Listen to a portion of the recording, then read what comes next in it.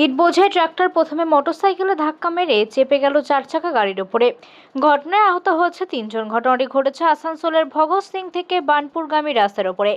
ঘটনাকে কেন্দ্র করে চাঞ্চল্য ছড়িয়েছে এলাকায়। স্থানীয় কাউন্সিলর শ্রাবণী বিশ্বাস জানিয়েছেন, একটি ইট বোঝাই ট্রাক্টর প্রথমে সামনের দিক থেকে আসা একটি মোটরসাইকেলে ধাক্কা মারে, পরে সামনে থেকে আসা অন্য একটি চার চাকা গাড়ির ওপর ট্রাক্টরের ইঞ্জিনের অনেকটা অংশ চেপে যায়। ঘটনায় দু-তিনজন আহত হয়েছে। তাদেরকে উদ্ধার করে চিকিৎসার জন্য হাসপাতালে পাঠানো হয়। ঘটনাকে কেন্দ্র করে কিছুক্ষণের জন্য অবরুদ্ধ হয়ে পড়ে যান চলাচল। যদিও ট্রাফিক পুলিশের সহায়তায় ঘাতক ট্রাক্টরটি সরিয়ে যান চলাচল স্বাভাবিক করা হয়। অপরদিকে ঘাতক ট্রাক্টরের চালক পলাতক বলে সূত্রের খবর। ওই ট্রাক্টর আর চার চাকার মধ্যে একটা অ্যাক্সিডেন্ট হয়েছে, যেখানে চার চাকার মধ্যে ফ্যামিলি মেম্বার ছিল। ফ্যামিলি মেম্বাররা এখন সেফ আছে, একজন সিরিয়াসলি ইনজিওর্ড আছে। তার ট্রিটমেন্টের আমরা ব্যবস্থা করছি। প্রশাসন এসেছিলেন, স্থানীয় কাউন্সিলর এসেছিলেন, আমরা তাদের সহযোগিতা নিয়ে ওনার ট্রিটমেন্টের এখন চেষ্টা করছি। আশা করি ট্রিটমেন্টটা বেস্ট হবে। আমরা ভগবানের কাছে ভরসা রাখছি এবং প্রশাসন আমাদের সাথে আছেন এবং পরিবারের লোকজন আছেন। এই যে অ্যাক্সিডেন্টের চার চাকার মধ্যেও ছিল, আবার যেটা শোনা যাচ্ছে যে বাইকের মধ্যেও নাকি আরও দুজনকে মেরেছে। বাইকে ছিলেন। এখন আমরা দেখুন, আমরা এসছি, তখন আমরা চার চাকার ব্যাপারটা বেশি যে সিরিয়াস আছেন তার নিয়ে জানি। বাইক হালকা চোট লেগেছে, এখন উনি ঠিক আছেন, ওনাকে রিকভারি করে। কজন ছিল ওই চার চাকার মধ্যে? চারজন ছিলেন, তার মধ্যে কারো কিছু না, একজনই সিরিয়াস লেগেছে। আর এই ধারে যে ট্রাক্টর যে মেরেছে, এই ট্রাক্টর মানে কোন ধার দিয়ে কোথায় যাচ্ছিল? দেখুন, আপনারা তো দেখলেন যে এই অ্যাক্সিডেন্ট দিয়ে যাচ্ছিল, উনি অপোজিট ডাইরেকশন দিয়েছিল, সেখানে অ্যাক্সিডেন্টটা হয়েছে। ঠিক আছে, আপনার নাম? আমার নাম আনন্দ উপাধ্যায়। ট্রাক্টর অনেকটা ইট বোঝাই করে নিয়ে আসছিল, এই দিক থেকে আসছিল, আসানসোলের এই দিক থেকে আসছিল। প্রথমে একটা মোটর বাইককে ধাক্কা মারে, তারপরে সেটা আবার দিশাহারা হয়ে গিয়ে একটা চার চাকাকে ধাক্কা মেরেছে।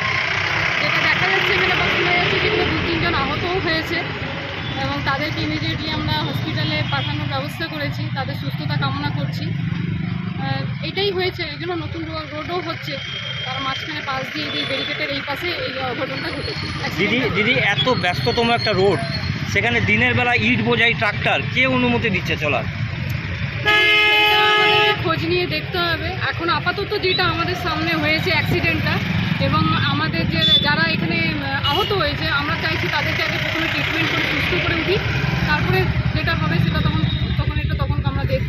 তা আপনি তো একজন কাউন্সিলর, এই বিনা কাগজপত্র বিনা অনুমতিতে এইভাবে ট্রাক্টর চলতে পারে রাস্তাতে? দেখুন, আমি তো আর সেটা দেখিনি ওনার বিনা অনুমতি আছে না কি আছে। এটা আমাকে এখন, আমি তো আপনাকে বারবার বলছি, আপনারা যেমন দেখে এসেছেন, আমার এটা ওয়ার্ড করছে বলে আমিও দেখে দৌড়িয়ে এসেছি।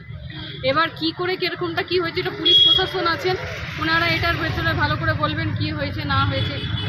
আমি এসেছি একজন মমতা ব্যানার্জি তৃণমূলের সৈনিক হয়ে, প্রথমে যিনি অসুস্থ হয়েছেন তাকে সুস্থতার জন্য আগে দেখি, তারপরে বাকিটা। দিদি, আরেকটা জিনিস দেখা যাচ্ছে যে ম্যাক্সিমাম ট্রাক্টরের মধ্যে পিছনে কোনো ব্যাকলাইট থাকে না, কিন্তু কোনোরকমভাবে এরকম মানে দেখা যায় না, যেটার জন্য আরও অ্যাক্সিডেন্টের ফলটাও কিন্তু বেড়ে যায়। দেখুন, এখন তো দিনের বেলা, রাতের বেলাতে তো ওটা বোঝা যাবে। সেরকমভাবে আমরা অতটা দেখিনি যে ট্রাক্টরের পিছনে কি লাইট জ্বলছে না জ্বলছে। আপনি বললেন, মাথায় থাকলো এটা, এবারে আমরা এটা লক্ষ্য করব এবং প্রশাসনের কাছেও আমরা এটা নিয়ে কথা উঠাবো যে উনি যেন এই জিনিসগুলো একটু ট্রাফিককে দিয়ে ভালো করে দেখাশোনা করে নেন। আমার নাম শ্রাবণী বিশ্বাস, ওয়ার্ড 56-এর কাউন্সিলর। হলো, এবার পা ভেঙে গেছে, আমাদের ওইটাই বলা কি ওর ট্রিটমেন্টটা দেয়। এখন তো যে মারলো তো পালাই গেল, ওই ভাই শুধু ট্রিটমেন্টটা এখন ঘোরাক, তারপরে দেখছি কি হচ্ছে।